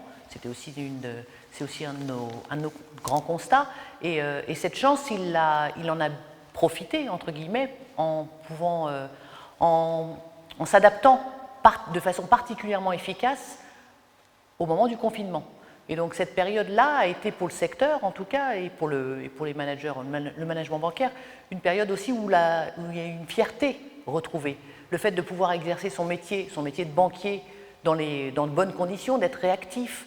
L'ensemble des équipes se sont alignées, donc il y avait aussi à la fois cette histoire d'un management un peu hiérarchique, un peu militaire, mais qui là, pour le coup, a servi, et tout le monde s'est retrouvé aligné pour le même objectif, et servir les clients. Donc comment on fait, je ne sais pas comment on fait quand on n'a pas du tout anticipé. Là, la culture était déjà commençait à ménager un équilibre entre contrôle et autonomie, un équilibre entre confiance et aussi alignement. Et donc ça a permis, je pense, au secteur d'être particulièrement réactif et d'être particulièrement satisfait aussi de la façon dont le télétravail s'est mis en place de façon brutale au moment du premier confinement. Est-ce qu'on peut dire que le management bancaire a été en avance comparé à d'autres secteurs? Tout à fait. Le management bancaire a été, même je dirais, le secteur... Parce qu'ils se doivent, pardon, je vous interromps, oui, parce qu'ils se doivent d'être eux en avance pour répondre aux nouvelles attentes? Alors, pas seulement sur le management, mais je pense que le secteur bancaire a souvent été pionnier. Certains diront c'est parce que le secteur bancaire a de l'argent, pas, mais je ne pense pas seulement. Mais c'est aussi pionnier en termes de pratique, pionnier en termes d'innovation managériale, pionnier sur l'envie d'expérimenter aussi. Olga citait des innovations, c'est vrai que c'est un secteur où il y a beaucoup d'innovation managériale, localement, où on laisse quand même des marges de manœuvre aux managers, et donc là, pour le coup, le secteur a encore été pionnier. Et il en a retiré un bénéfice en termes de fierté. Et le secteur en avait besoin aussi. Caroline Del Torchio, vous êtes d'accord avec cette affirmation sur le management bancaire qui, heureusement, était en avance sur ces sujets pour pouvoir s'adapter sans trop de fracas, finalement? Oui, tout à fait, tout à fait. C'est le fait que le secteur bancaire ait depuis de nombreuses années travaillé sur le développement de l'autonomie, la responsabilisation en travaillant sur la transformation des postures managériales, hein, avec ce fameux manager-développeur, hein, plus que manager qui contrôle, a permis, je crois, d'appréhender effectivement cette période avec clairement des atouts, quoi. Tiffaine Verneret, vous êtes Vous aussi d'accord sur ce management bancaire? Évidemment. Évidemment. Olga Karpushina, j'imagine même diagnostic sur le management bancaire en avance, qui a su s'adapter et qui a su appréhender le télétravail avec presque facilité. Je le partage tout à fait, hein, et je pense que le mode de travail en agile, c'est quelque chose aussi qui se prête assez bien. On a parlé aussi de la productivité, hein, qui s'est maintenue, voire a augmenté lors du premier confinement. Et l'agile a été un facteur, je pense, qui a vraiment favorisé, de par sa nature, hein, finalement aussi, ce mode de travail à distance efficace, mais aussi humain. Parce qu'on a beaucoup partagé, on partage beaucoup dans les équipes. Hein. Donc, ça, c'est quelque chose qui permet finalement allier cette exigence d'efficacité et l'humanité. Hein. Même si il y a toujours des personnes qui peuvent être isolées, hein, naturellement, et ça, on y prête beaucoup d'attention. Donc, c'est un vrai défi et je trouve qu'on l'affronte plutôt de manière assez intéressante. Isabelle Roy, je me retourne à nouveau vers vous et sur votre étude sur l'évolution du management dans la banque. On a vu que le télétravail avait été anticipé. On va vers quoi dans les prochaines années? Vers quelles évolutions, grandes évolutions, on peut s'attendre? Alors, nous, ce qu'on a cherché à identifier, c'est effectivement les évolutions, en tout cas, une de nos conclusions, c'est que la révolution était déjà en marche. Voilà, une révolution dans un secteur qui n'est pas un secteur très révolutionnaire, mais une capacité à innover, une volonté aussi de remettre en cause, de réinventer. Voilà, beaucoup d'attentes aussi de la part des managers eux-mêmes du secteur qui se trouvaient en quête de sens, comme tout le monde, beaucoup d'attentes de la part des nouvelles générations, les milléniaux qui arrivent notamment dans ce secteur et qui prennent leur place dans le secteur et qui sont en quête de sens, en attente aussi de conciliation, de cohérence avec leurs valeurs, avec des valeurs environnementales. Donc tout ça, tous les ingrédients qui sont très stimulants aussi et sur lequel le secteur et le management bancaire a trouvé des réponses. Et comment ça innove, expérimente, voilà, tout un esprit aussi de continuer à avancer pour travailler dans de meilleures conditions, voilà, pour tous. Et rendre la fonction aussi attractive. Oui. Il y a aussi un problème d'attractivité de la fonction managériale, notamment dans le secteur bancaire. Parce que finalement, le manager dans le secteur bancaire, il n'a pas d'autre choix que de s'adapter, que d'anticiper pour des questions d'attractivité, vous l'avez dit, mais aussi tout simplement pour des questions pratiques, faire fonctionner son équipe. Alors, il n'a pas d'autre choix parce qu'on est dans un environnement mouvant aussi. On est dans un environnement qui n'arrête pas de bouger. On a des évolutions réglementaires continuellement et donc il faut absolument tout le temps s'adapter. Donc en fait, manager et collaborateur, pour moi je ne ferai pas de différence. On est tous dans le même bateau et de toute façon on doit être agile. Donc il faut savoir évoluer avec son temps, avec les évolutions technologiques, numériques, digitales. Et je pense que c'est vraiment l'ADN de la banque. Ce serait, sur le secteur bancaire, une seule et même équipe, finalement, qui pourrait avancer ensemble, qui doit avancer ensemble, Isabelle Roy? C'est une de nos recommandations.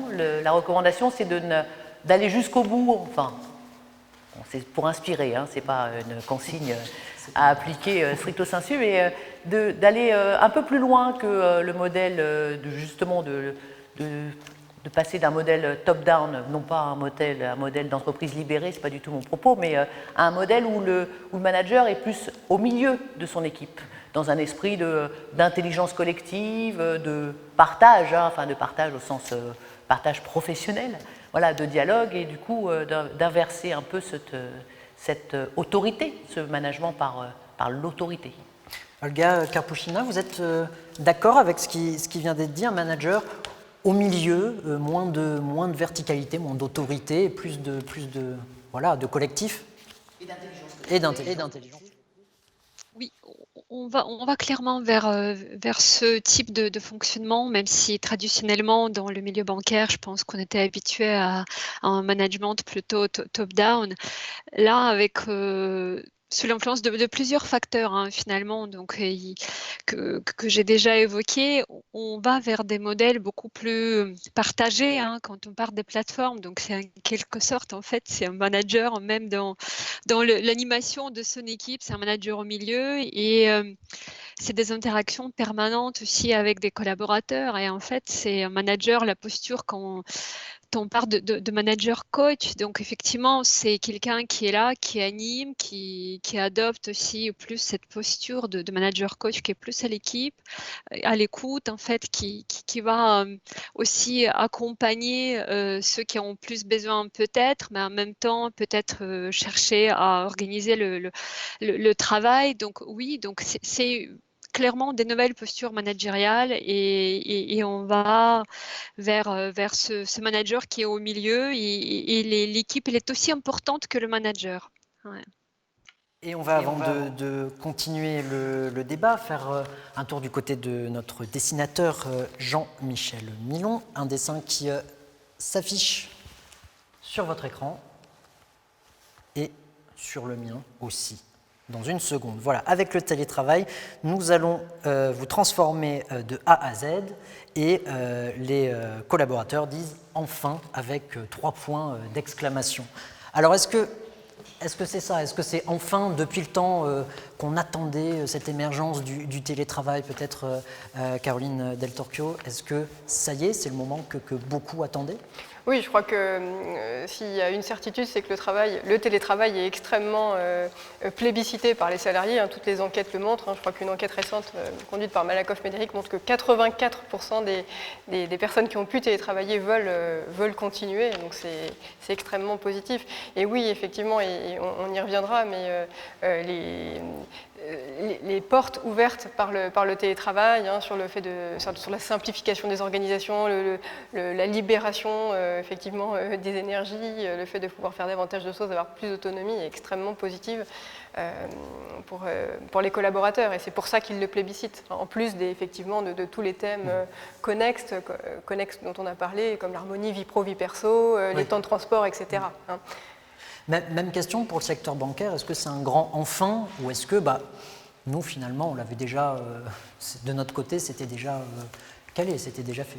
Je pense que dans le secteur bancaire, l'écart, il y a un fossé qui est quand même entre les fonctions support et les réseaux.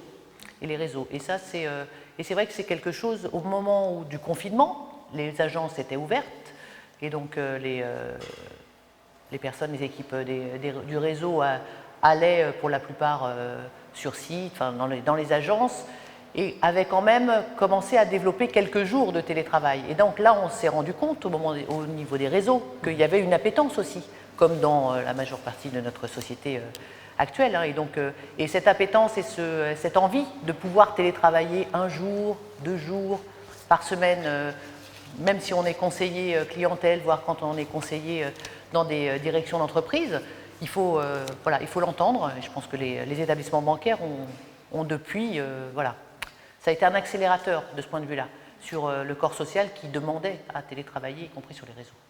Tiffaine Verneret, quand avez-vous mis en place le télétravail? Alors, on l'a mis en place il y a un petit peu plus de 2 ans, en fait, et cela rentrait dans le cadre d'une transformation de l'organe central, donc du Crédit Mutuel, où, effectivement, comme je l'ai dit tout à l'heure, on voulait vraiment développer la culture managériale. Et on avait également un projet de déménagement et d'emménagement dans de nouveaux locaux. On était auparavant dans des locaux assez fermés, cloisonnés. Le manager avait son bureau, les collaborateurs pouvaient l'avoir s'ils étaient seniors ou pas. Enfin, voilà, donc un mode d'aménagement un petit peu traditionnel. Et donc on avait un projet d'aménager dans un espace beaucoup plus collaboratif, beaucoup plus ouvert. Et là, ça a été quand même un choc pour la plupart de nos collaborateurs et de nos managers également, puisqu'ils allaient perdre un petit peu leurs attributs managériaux. Ça a cassé le côté un petit peu vertical de la... Absolument. Du management. Et du coup, ça rentrait aussi dans une démarche de développer le manager accompagnateur, le manager coach. Et donc, on a proposé, pour accompagner tous ces changements, en fait, de mettre en place le télétravail donc, au sein de l'organe central. Donc on a mis en place le télétravail en expérimentation, 1 journée par semaine, voilà. Ça s'est très très bien passé. Maintenant, quasiment tous les collaborateurs sont en télétravail. Et donc on vient de déménager dans un espace beaucoup plus moderne, avec des espaces partagés, avec des espaces collaboratifs. Et il n'y a quasiment plus de managers qui ont de bureaux, ou en tout cas ces bureaux servent à des réunions. Voilà. Donc on a vraiment fait un grand pas en termes d'organisation du travail voilà, et d'aménagement des bureaux. Et c'est beaucoup de positif, le retour. Vous avez des managers, alors, des managers et des collaborateurs. Parce qu'en fait, il y avait une demande des deux côtés. Alors, il y avait une demande des managers, non. Voilà. Et des collaborateurs, même un peu peur, si vous voulez, de partager leur espace avec le manager, et donc peur d'être regardé, contrôlé. Voilà. Et donc le fait de mettre en place le télétravail en même temps permettait justement de créer cette distance avec les collaborateurs et les managers, et donc d'apprendre à travailler loin et d'apprendre à travailler en confiance. Et donc du coup aujourd'hui on est dans les locaux depuis quelques semaines, et les collaborateurs sont extrêmement satisfaits de ce déménagement. On vient de faire une enquête, donc satisfaction forte de l'aménagement, du cadre dans lequel les collaborateurs aujourd'hui peuvent vivre. Ouais. Donc le cadre, même symboliquement, a un rôle extrêmement important dans le management, bancaire ou autre. Oui. Absolument, effectivement. Si vous mélangez les équipes, moi je sais que je suis avec mes équipes, voilà, je n'ai pas de bureau individuel, notre direction générale est également en bureau ouvert, donc on peut aller les voir quand on veut. Donc du coup, c'est beaucoup plus transparent, beaucoup plus facile, beaucoup plus fluide et beaucoup plus agile. On a besoin d'aller voir quelqu'un, on regarde si on peut le déranger, on y va, on crée des groupes de travail rapidement, on a des espaces où on peut se réunir sans avoir réservé au préalable une salle de réunion. Donc beaucoup plus agile. Et cet espace-là, selon vous, ce sera l'espace de demain, ce sera la norme en fait, demain? Non, je pense que ça va encore évoluer. Ça va encore évoluer? Oui. Vers quoi? Vers certainement beaucoup plus d'ouverture, de flexibilité. Aujourd'hui, chaque personne a un bureau. Eh bien, nos collaborateurs commencent à nous dire, mais tiens, est-ce qu'on ne pourrait pas travailler tous comme on veut dans des espaces partagés? Donc c'est même eux qui demandent beaucoup plus de flexibilité, alors qu'au départ, ils ne voulaient surtout pas de flexibilité, maintenant ils le demandent. Oui, donc c'est vraiment préparé. Oui, et les collaborateurs veulent avoir aussi beaucoup plus d'espace plus collaboratif, mais aussi plus... qui permettent beaucoup plus d'échanges, de transversalité, et puis de se retrouver. Aujourd'hui, les collaborateurs veulent venir sur site pour être ensemble. Oui. Alors, c'est peut-être ce qu'on perd un petit peu avec le télétravail, et on en vient au thème de votre ouvrage qui sortira en janvier prochain. Comment on prépare finalement son entreprise pour le travail à distance? Vous donnez 10 clés dans ce livre. Est-ce que vous pouvez nous en donner quelques-unes pour nous? Oui. Bien sûr. Alors, la première clé, moi j'ai souvent tendance à la nommer de façon un peu humoristique, la cure de désintox organisationnelle. Parce que je crois que le télétravail, on l'a tous vécu, nous a montré à quel point ce qu'on trouvait déjà lourd en présentiel devenait insupportable en distanciel. Je parle des réunions qui n'en finissent plus, des procédures extrêmement lourdes pour, in fine, des prises de risques minimes. Donc je crois que le télétravail a vraiment mis le doigt sur ce qui était extrêmement lourd dans les organisations et va permettre de les alléger. Bon, d'autre part, je pense que ce confinement et cette crise sanitaire nous montrent aussi et renforce le besoin d'agilité des entreprises. C'est-à-dire que là, on l'a vécu avec le confinement, mais c'était déjà le cas avant, avec la concurrence qui augmente, etc. Donc, cette cure de désintox organisationnelle, elle est nécessaire pour rendre les organisations plus agiles. Alors comment on fait? Oui, alors bon, effectivement, on questionne les réunions qui sont vraiment nécessaires, on essaye de les raccourcir, on questionne les procédures, voir celles qui sont vraiment nécessaires, ou on les simplifie.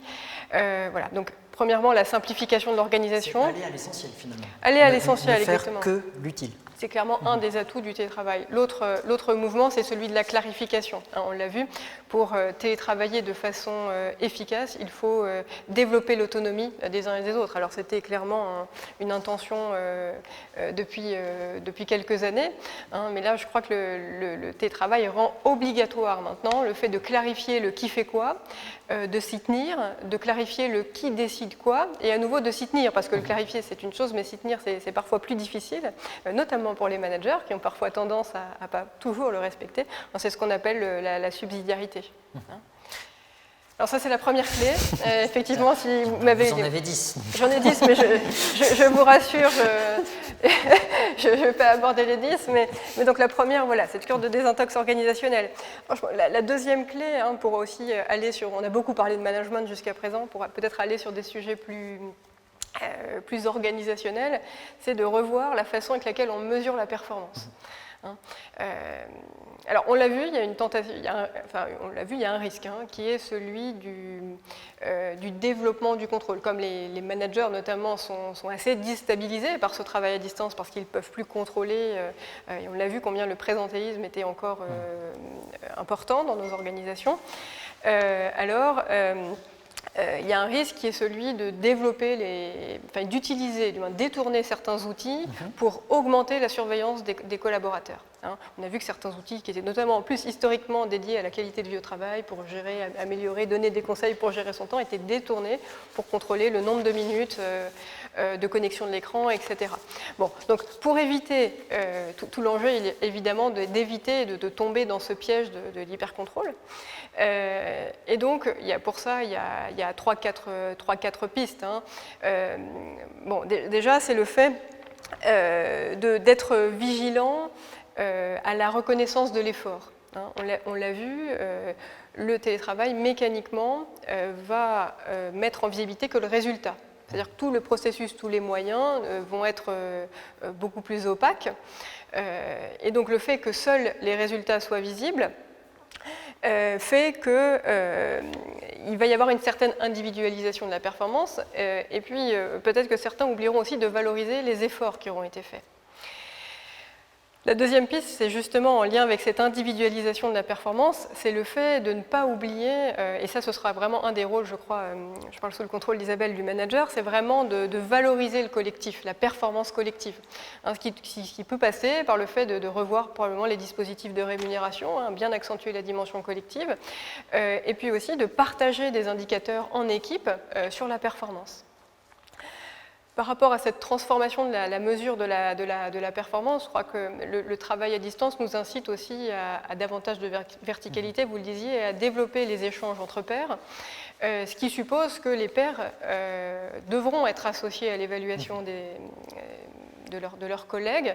Alors ça pourra passer par des dispositifs de feedback ou des dispositifs à 360, mais en tout cas, il est certain qu'on devra évoluer et sortir de cette logique d'évaluation annuelle une fois par an effectuée par le manager, alors qu'en réalité, et c'est déjà le cas depuis de nombreuses années, on ne travaille plus essentiellement avec son manager. Bon, et puis le dernier point, c'est par rapport à l'autogestion, faire en sorte de donner à chaque collaborateur davantage les moyens de gérer sa propre performance. Ça peut être par le fait de se fixer des indicateurs et de les suivre. Voilà. Donc ça, c'était la deuxième clé, effectivement, apprendre à mesurer la performance différemment. On lira les 8 autres en janvier prochain, si j'ai bien compris. Très bien.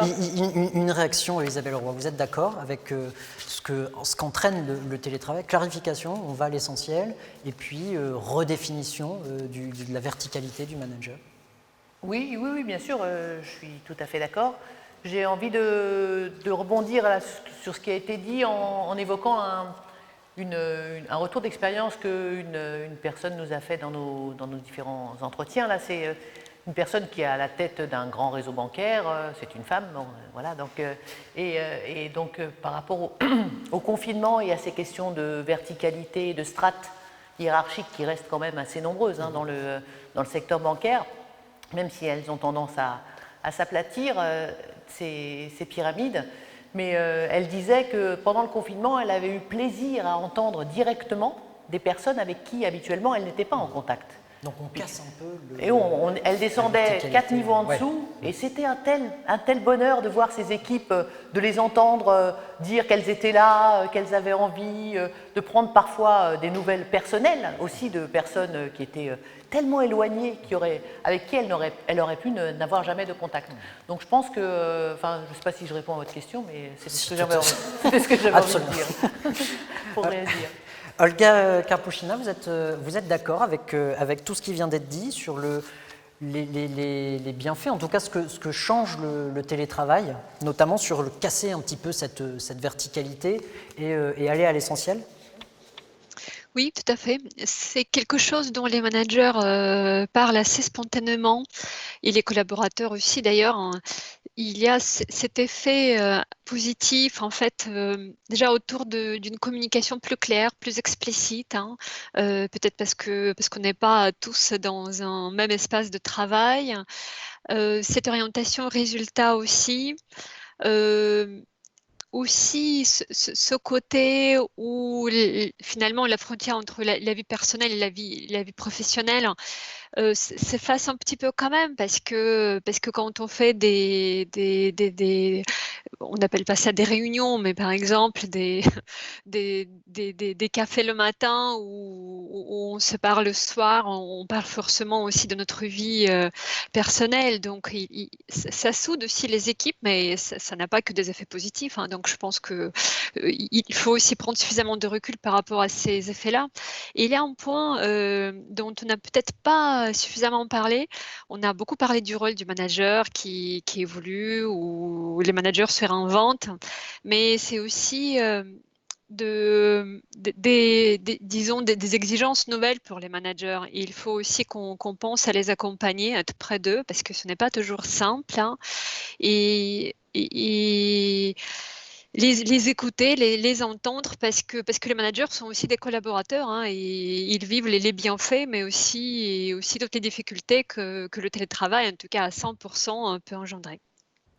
Stéphane Verneret, vous êtes d'accord avec Olga? C'est vrai qu'il faut vraiment écouter les managers, parce que c'est un vrai changement de fonctionnement pour eux.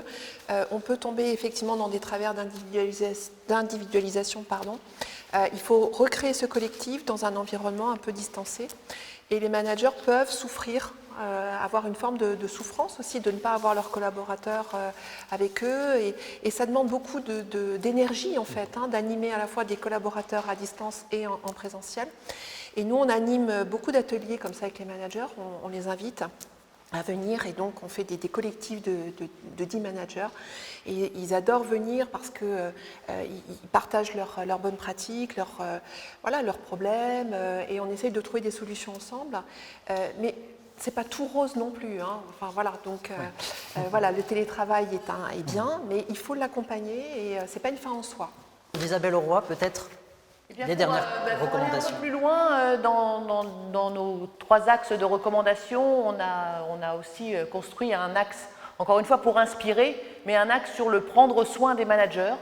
On invite le secteur bancaire à prendre soin de ses managers. Les managers vont rester un maillon essentiel de l'entreprise et la banque de demain. Donc prendre soin, ça veut dire écouter, ça veut dire aussi soutenir, ça veut dire former. Ça veut dire aussi permettre les communautés de pairs, parce qu'on voit que les managers ont besoin de se rencontrer, de partager leurs pratiques, de faire des groupes de co-développement éventuellement, et de trouver ensemble des solutions pour avancer et pour continuer à innover. Bien, merci beaucoup Isabelle Auroy. Avant de conclure totalement cette seconde table ronde, un dessin de notre dessinateur Jean-Michel Milon que je lis. Vous pensez qu'on va s'en sortir? A priori c'est jouable, et a fortiori c'est pas gagné. Voilà qui conclut notre seconde table ronde. C'est la fin de cet événement. Merci à tous de l'avoir suivi. Je rappelle que cette session est enregistrée et qu'on pourra la regarder en replay ultérieurement. Et je laisse maintenant la parole au président de l'Observatoire, Jean-Marc Dupont. Bien, écoutez, je voudrais vous remercier de ces interventions multiples en soulignant, et je crois que l'après-midi en a été la preuve. Le télétravail est aussi conditionné par des problèmes techniques et il complique parfois sérieusement les choses et nécessite d'être bien au point. C'est paradoxalement d'ailleurs probablement grâce à cela que les banques ont pu s'adapter aussi vite au télétravail parce qu'elles avaient déjà, plutôt sur le plan technique que sur le plan managérial, commencé une révolution par des moyens de sécurisation des connexions et de dotation du personnel d'outils, nomades, qui ont pu accélérer les choses et permettre peut-être plus facilement que dans d'autres secteurs la mise en place du télétravail. On a néanmoins vu, et je crois que ça s'est accentué, et la qualité des réunions visio a été évoquée aussi cet après-midi, beaucoup plus difficile finalement et aléatoire qu'on pourrait le penser, avec, on l'a dit, je crois, à la fois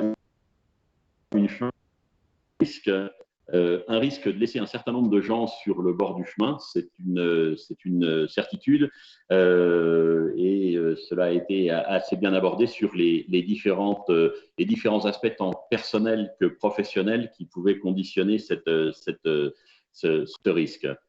On a vu également que cela pouvait être une chance.